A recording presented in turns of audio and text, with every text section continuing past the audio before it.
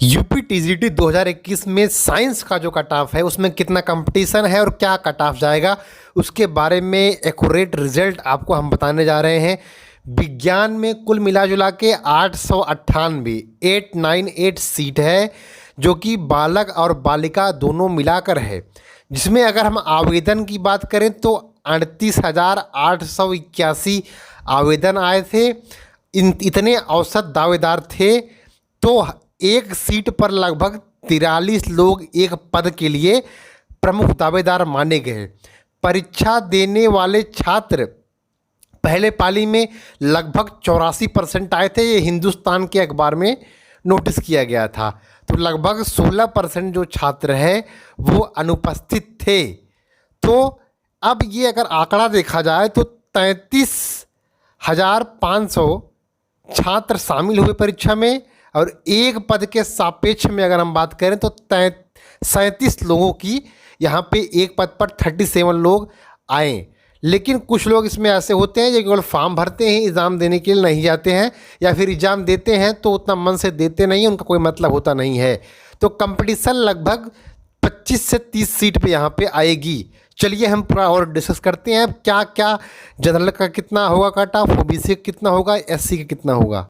General category में बालक वर्ग की अगर हम बात करें तो 90+ नंबर लाने वाले छात्रों की संख्या बहुत कम होती है। आपको ये मालूम होना चाहिए, केवल 5% ऐसे छात्र होते हैं जो 90+ पाते हैं। तो जनरल कैटेगरी में बालक में अगर हम देखें तो अगर आप 85 से लेकर 90 के बीच में हैं, 85 to 90 के बीच में है, तो 100% आपकी नौकरी बिल्कुल यहाँ पर कन्फर्म होती हुई सीधे तौर पर नज़र आ सकती है। 85 नंबर अगर आप हैं 85 से 90 के बीच में।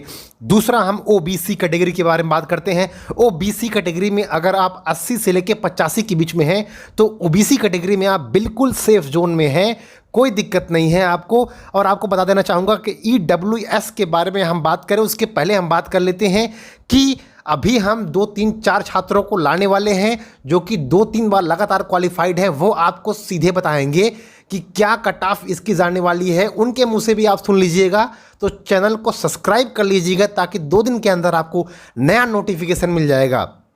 अब हम बात करते हैं एससी कैटेगरी के बारे में। एससी कैटेगरी में अगर कोई भी छात्र 75 से लेकर 80 के बीच में है तो एससी कैटेगरी में बिल्कुल सेफ जोन में है वो।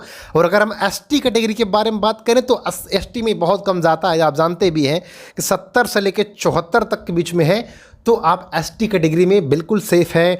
अब हम बात करते हैं बालिका वर्ग के बारे में, उसके पहले हम ईडब्ल्यूएस के बारे में बात कर लेते हैं। देखिए ईडब्ल्यूएस जो होता है वो कहीं ना कहीं ओबीसी के आसपास रहता है।